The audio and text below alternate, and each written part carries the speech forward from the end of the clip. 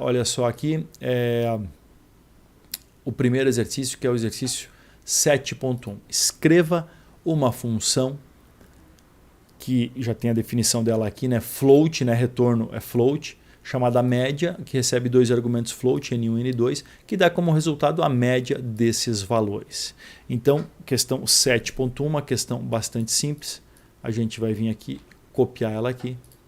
No repeat, vamos criar um novo repositório, que aí vai ficar disponível para todo mundo que quiser consultar. Questão 7.1 do livro Linguagem C. Aqui nós vamos criar um comentário global,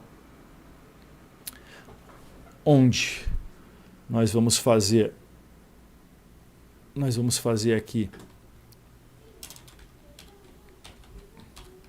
o copia e cola do mandato da questão.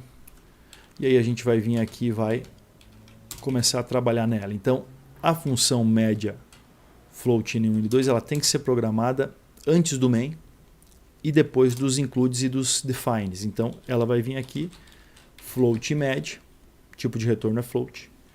Tem aqui o esqueleto dela, abre e fecha chaves, que é obrigatório também. A não ser que só tenha uma linha a função, né? Mas uma função de uma linha normalmente não é muito utilizada.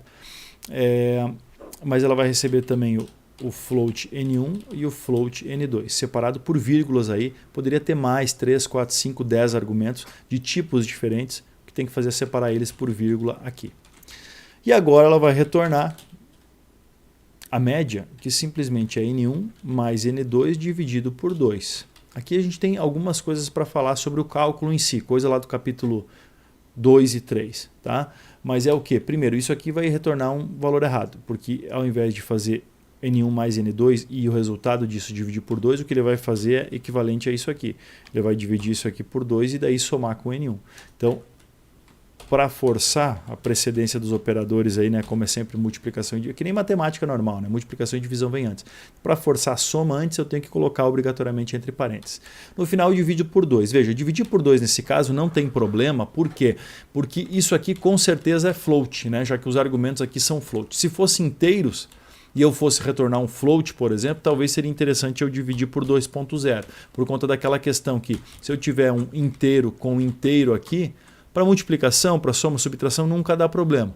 Mas na divisão, eu posso, por exemplo, ter um inteiro 3 dividido por 2, assim, e aí inteiro com inteiro o resultado é inteiro. Então, em vez de 1.5, ele já perde o que vem depois do ponto e retorna 1 inteiro.